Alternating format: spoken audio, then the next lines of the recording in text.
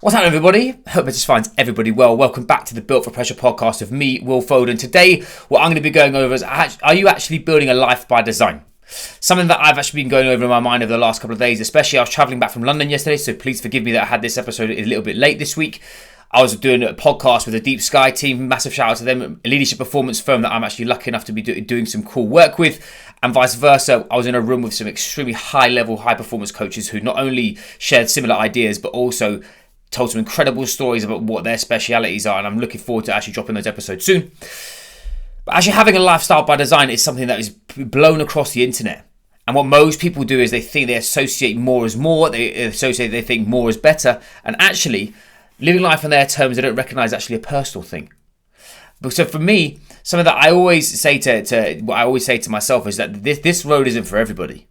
If you value high performance, you'll understand that actually picking the hard right over the easy wrong is always going to be the narrative for those that are looking to achieve and be ambitious across the board. But the question is, are you actually doing that? What I see across the board when it comes down to not CEOs, executives, athletes in general, is they're willing to let themselves slip to make sure that their business can push forward, or their family could push forward, or this version of self-sacrifice is the key and the gateway for them to actually feel like they're doing stuff. But actually, a question I will always ask you is, does that mean that you're always having to come last? There's a book from Simon Sinek about leadership, like Eat is Eat Last, and I actually believe that in some respect, that you're going to suffer the most out of everybody. But if you're looking to play this game and to play at 100 miles an hour, I'll then actually counter-argument that, saying unless you are focused on building the you inside of your performance, I guarantee that you'll struggle. Because you can't expect elite level outcomes and just being a burnout amateur. And that's usually what happens, is what I see across the board are many people spinning many different plates and trying to do everything, rather than recognizing about actually building this thing from the ground up, building their life by design, and actually sometimes that's not necessarily what other people want.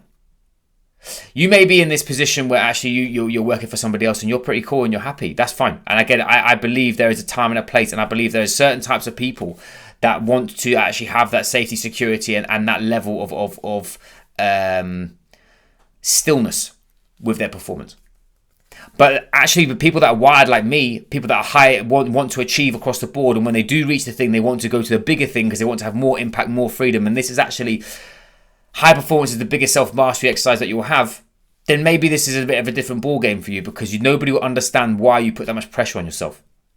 And actually, the mission has to be different. What I see a lot of the time is actually people don't break because they're weak.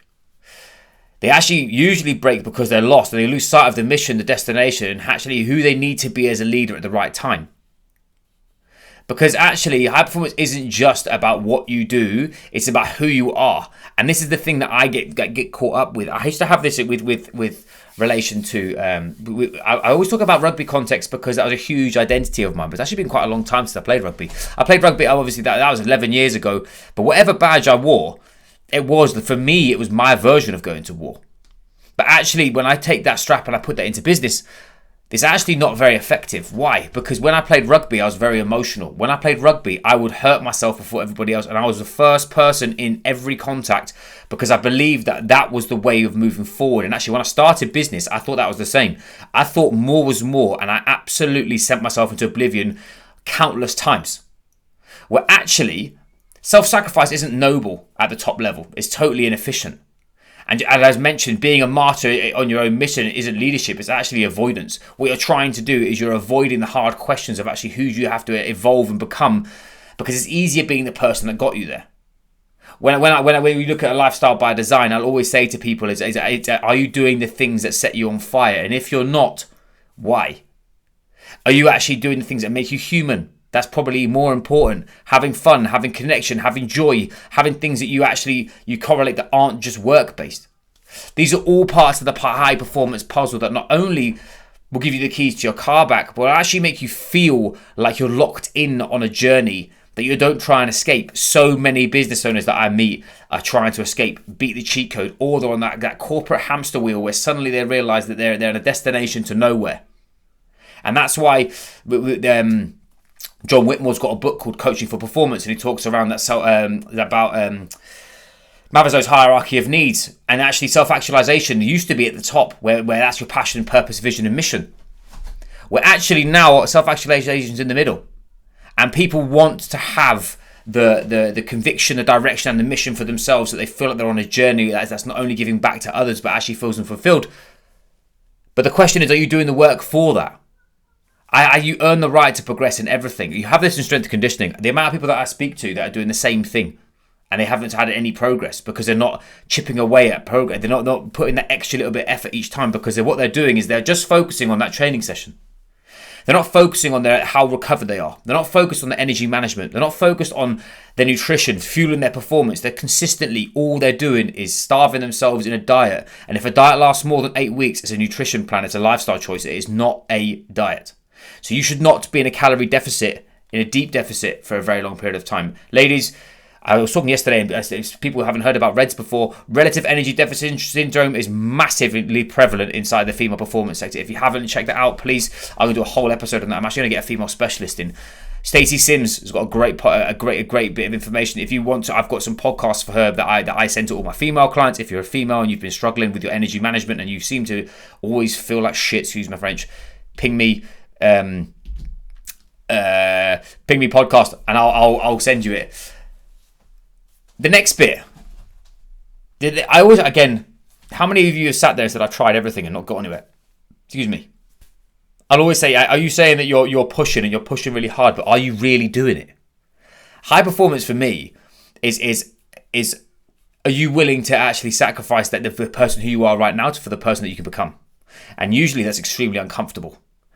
I live on that edge all the time. I am very, very open to destroying who I am at a moment's notice if I know that I'm going to evolve and become the man that I said that I would. That's a very scary place to be, especially parents out there. You'll know the person that's got you here is the thing that's got made sure that you could do it when you said you could do it. The person that you're trying to become, how do they act, operate, feel? That comes from vision, which I trust myself purely on that basis, because physically I've pushed myself to extremely high levels of challenge, and also overcome huge amounts of adversity, from having my leg snapped in half by a horse to running an Ironman with a collapsed lung, playing a rugby game at Twickenham with a broken jaw for 78 minutes. And physically I've done it, and actually probably it's a bit of naivety, stubborn-mindedness, and me just being a bit of a clothhead in some respect of not knowing. But that's where I trust myself. Emotionally and professionally now, I know that if I need to actually move, if I need to change a habit or a behavior, and I'm getting it from a source that I know that it's going to work, I'm willing to do so. How many of you are willing to give up who you are right now for the person that you've become? That's what I'll always challenge you to say. Because if you say you want the mind, body, and business of a high performer, why are you still sinking into your previous self that it hasn't got you to the position that you'd like to? So basically, in layman's terms, actually what you're asking for is a bit of an illusion. Most people will say they're pushing themselves to the limit. There's been studies on Navy SEALs where they've said on RPE scale, and they had 40% more capacity to do more work, even though they said they were 10 out of 10 fucked. That's a very raw and blunt term, saying that I guarantee most high performers that I know, they think they're working hard, they're working ineffectively. They think they're pushing really hard in their business and they're doing the do, but yet their recovery is terrible. Their training is actually giving them no energy, and they're eating like a fucking pussy, excuse my French, because their thought process around slaying themselves is the only thing that's got them to the position of whatever it is. My point being, most of you have had enough of that. Most of you are sat there thinking, fucking hell, I'm actually a high performer right now. The way you can check that is by actually, are you putting in those basics and focusing on the process? Are you doing the behaviors needed to see that progress, and are you managing it? Because if you're not managing your progress with any form of metrics, I guarantee you're not going to be operating at a high level. I have so many people come to me and they're wearing a Whoop and they've got no idea how to actually manipulate the variables on it. It's all well and good wearing a second watch and being cool with your mates and saying, cool, I've got a better sleep score than you. But actually, if you are not taking that data and using it effectively, how do you even know that you're going to progress what you're asking for? And that's not me challenging you. That's me questioning and giving you a little bit of a nudge saying, hang on a minute. If you are looking to play this elite game, You have to not only try and exhibit elite principles and standards inside your process, but what you need to start thinking about is actually, if I'm doing a lifestyle by design, I've got to live this. So if I've got to live it, I've got to understand it. How many of you actually understand your process right now? Because what I see a lot of the time are so many people who are all in and they're all out. I.e., I've got busy meetings today, I can't train. Instead of going, I can get out in a hotel room, I can flip out of bed, I can do 150 press-ups and I hold a plank for 2 minutes and get in the shower. Is that perfect? No, it's practical in that standpoint. I couldn't eat well because I was at a client dinner. Actually, did you bookend your day with protein? Did you make sure that you've had your fruit and veg and kept your calories low so you know when you go out you can be a bit more extravagant and have whatever? My point being, have you planned it? If I just do more, I will win. That's a huge one, and it's a personal bottleneck of mine. I've struggled with that for years. Actually, more does not equal more in the game. It actually means more overwhelm because you don't see the fruits of your labour necessarily, and also, actually not all efforts equal. 20% of your process will generate 80% of what you do. But that 20% needs to be focused. And actually thinking about it from a hyper-focused, decompressive and reloading standpoint is huge. Because remember, you always have a choice. But it's extremely easy for you to default to the average, to what most people will say you should do, to what Instagram tells you.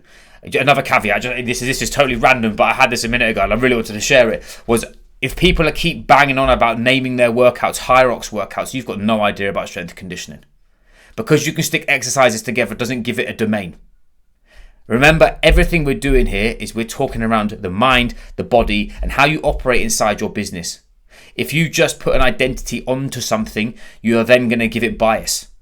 Hence why most people struggle with their training is because they're trying to fit it into a round peg through a round hole rather than meeting their physiology and their biology and their psychology and all the other pieces of the human body and actually having driven principles to change it. That's the different level. That's where elite level comes from, is being specific to you, not your mate's nan's best friend's, leprechauns told you about X, Y, and Z. That's the issue. And actually, I think most people, again, for people that are now wondering, like, actually, Will, what does it actually mean for Built for Pressure? Is I don't solve broccoli problems. I think that's just surface level stuff. I'm not the person that says, oh, you're going to come onto my program and come for an 8-week shred. That is 100%. What lights me up is seeing somebody's standard. And actually, how do they lead under pressure? It's why we built Built for Pressure. Built for Pressure isn't people who slow down when life speeds up. It's for those that lean in the hard times and love it.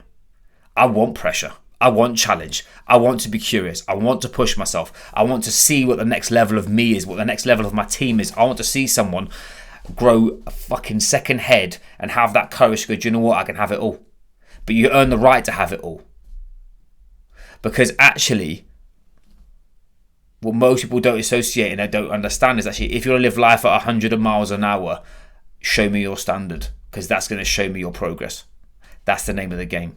Because it isn't about discipline for discipline's sake. It's about systemized freedom. And that's something that I'm exploring myself personally, is actually how am I taking the pressure off? Because actually, what most people associate as high performance is not necessarily high performing. That is a huge one. And actually, being in the room yesterday taught me a massive lesson. I was surrounded by like-minded people, and the one thing that came out of the whole day was that elite level coaching is about listening, not talking and not implementing. Because that means that you're actually meeting the person where they are and you're able to guide them. High performance is the same thing. I think everyone can be high performing in their own realm. I don't expect every single person who's listening to this to double bodyweight back squat or for them to be operating at a multi-million-dollar business. But Built for Pressure is for people that are ambitious. And they're willing to do the reps. They're willing to do the work. They want to do the hard yards. They want to see challenge and meet it head on, because they know that once they break past it, the next version of themselves is waiting on the other side. And that, for me, is lifestyle by design. That's how you build someone's leadership identity. And we talk about the standard. We hold ourselves to our higher standard, 365, not because we're high progressive and want to martyr ourselves, but because we know that if we have a standard around our performance whilst we're traveling, whilst we're moving around, whilst we're with our family, you're going to operate at a higher frequency. So a question, and the final question for you guys is, what's one area where you can still let yourself, start this again. I'm reading this off a note that I've got on the side of my computer. What's one area where you're still letting yourself come last? Because if that's the case, and you are struggling to not only maintain your performance, but actually start seeing some progress, the whole name of the game of this is actually you should be improving. I guarantee there's a side of you that you're letting yourself down, and it's not anybody else. Take ownership and take that shit and run with it. So anyway, I digress. Short, fast and sweet. I massively appreciate everybody. After this week's podcast that I did last week, I'm super buzzing to get them out, because for me, I felt we took this to a new level. And what I'd love is for like-minded individuals to share this around the platforms, around friends who are driven like we are. Because I'm on a mission. I want to connect the dots for those that feel it like me, and this is the biggest self-exploratory exercise for myself, and I really want to bring you along with me, not only to give the keys to your car back and stop you feeling like you're not moving forward, but actually living life on your terms is exactly what I'm looking to achieve, and I'm trying to do on a daily basis. And I want this podcast to be a shining light for those that want that too. So anyway, I digress. If you enjoyed the episode, please reach out, and I'll catch you guys soon.